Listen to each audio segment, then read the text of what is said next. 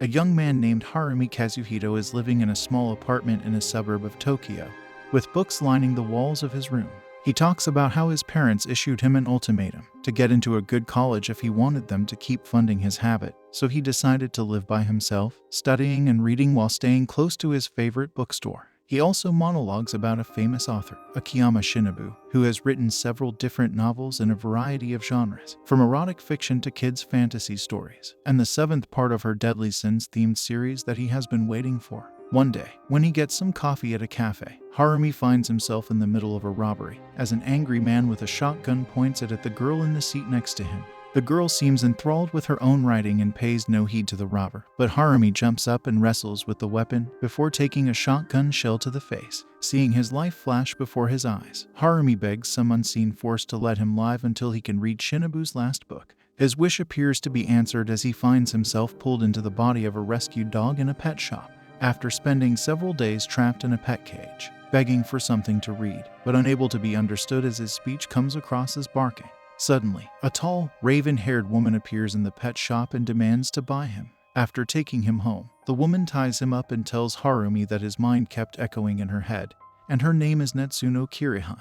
After realizing that Natsuno is the same woman he saved in the cafe, he begins explaining his own situation. Natsuno takes a shower, then cuts Harumi loose and lets him walk around her massive library. She then reveals that she is the real author behind Akiyama Shinobu's stories, using the name as a pen name.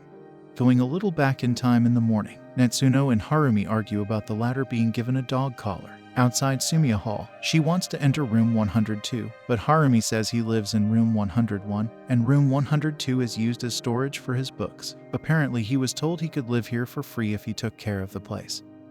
So he turned 102 into his own library and moved into 101. He never told anybody since they might send him less money. Natsuno has the keys to 102 because she used her influence to get them. Her sister is a policewoman. Inside, a newspaper with a front-page article about the shooting. Natsuno deduces that the suspect fled and is hiding somewhere. When he shot Harumi, he stole his wallet and noticed his address. Needing a place to hide, he came to Sumiya Hall but couldn't enter room 102 since the label on the key is 101.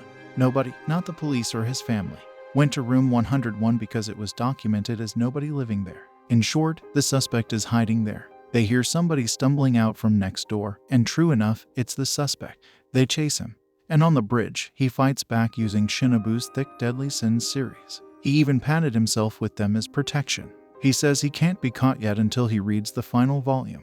During his hiding, he read many of her other books too, as he employs other fighting techniques created by the author herself. And the author gets owned. Just when it looked like Natsuno was done, she was just looking for a chance to strike back. Using her scissors, she cuts his pockets so that the books drop out. Since he is mentally unstable, he goes crazy about his books. She deals the finishing blow, and he is left hanging precariously on the edge of the bridge. One push, and he will fall to his doom below. Natsuno wants Harumi to kill him because, after all, he killed him. To her surprise, Harumi pulls him back down, because he loves books too. The part about being killed is already done and over. Besides, he is still alive as a dog. Killing him won't turn him back into a human. Natsuno will kill him then. That's when Harumi realizes she has been blaming herself for Harumi's death all the time. Had she not been writing, he wouldn't have risked his life to save her. Harumi pounces on her to make her come to her senses. He did it because he wanted to. Although he loves books, he is not willing to go as far as to kill for them. On the way back, Natsuno develops some sort of feeling for the dog. The twisted kind because she wonders if she could understand his feelings if she cuts open his chest. While Natsuno gets embarrassed ranting away about children, Harumi remembers his room door is left open and wants to go back and lock it.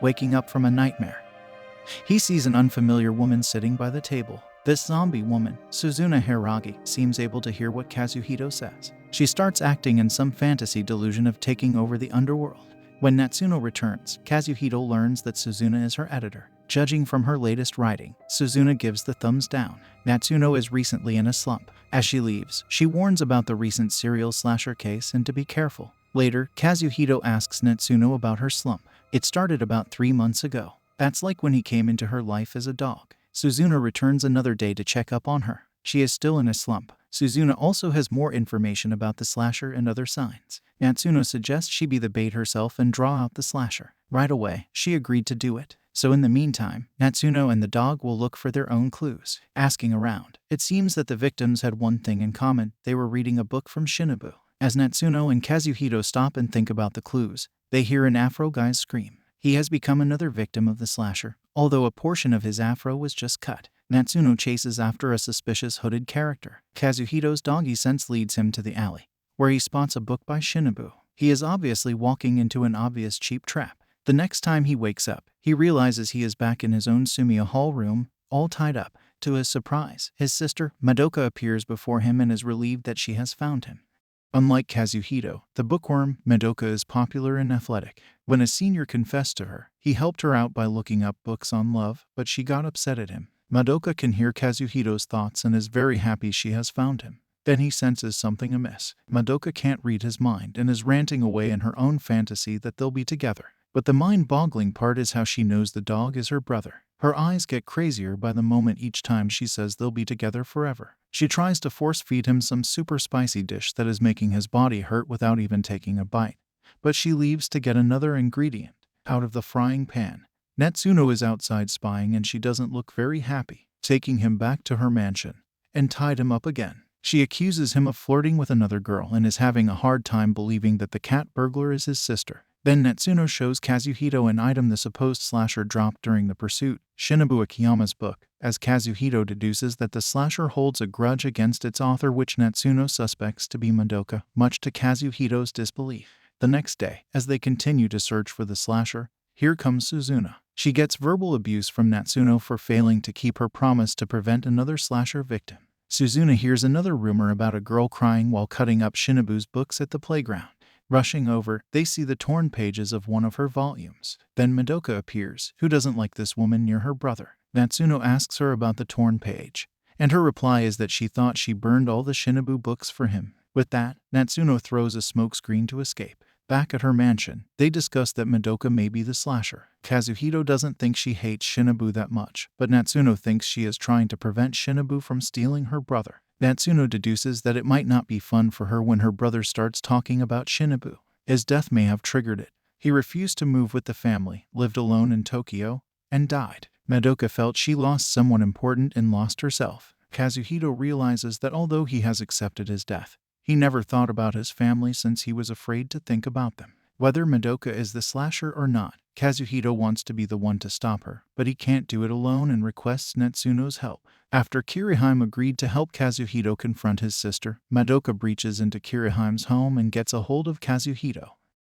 Madoka placed a tracker on Kazuhito. Her anger reaches a boiling point when Natsuno reveals she is Shinobu. She is told to face the reality that her brother is gone. She saw Kazuhito die before her eyes. Because he is one of her readers, she will continue writing for him. She wants Madoka to open her eyes now, but she takes the dog and jumps out of the window. At the park, Madoka mentions that she felt she could find her brother if she came here, despite knowing the dog isn't her brother. She set up traps and thought the only one dumb enough to fall for it would be a brother. When Doggy did, she was happy and believed it was him. Natsuno finds them because she too had a tracker on Kazuhito. Madoka unleashes her multi-purpose electrical knife, Tuna Eater. Madoka and Natsuno have a duel using their respective weapons, and despite knowing Kazuhito is gone, she's doing this to prove herself as his sister and can't let their connection fail here. With Natsuno gaining the upper hand, Madoka transforms her knife into a cannon and shoots her, but Natsuno's scissors cut it in half. Instantly after that, both girls became friends and even had a good chat.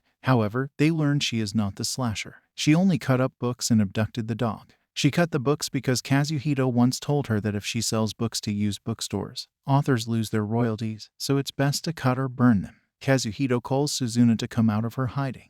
There she is, and she can hear Kazuhito's thoughts well and clearly. He deduced something was wrong when Suzuna talked to Natsuno in the city, as though she were talking about Natsuno and the dog together. Kazuhito deduces that since all the information they based it on was from her, Shinobu had nothing to do with it, as she set everything up by spreading rumors. As Natsuno still didn't really believe in it, she attacked an Afro guy. Suzuna admits she did them all. This is to cure her of her slump. She'll do anything to get back into writing. That's when Natsuno jumps down into the scene. She knew everything right from the start. In just a single command, Suzuna is reduced to a sitting dog and confesses everything.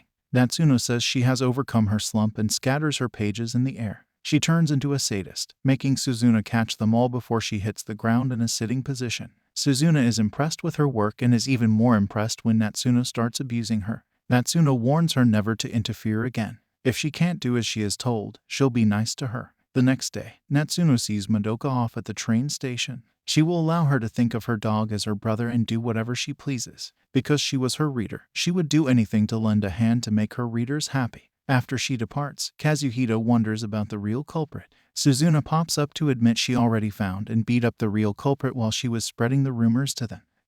Thank you for watching. If you want to continue this anime, I only covered 1 to 5 episodes. Please don't forget to subscribe.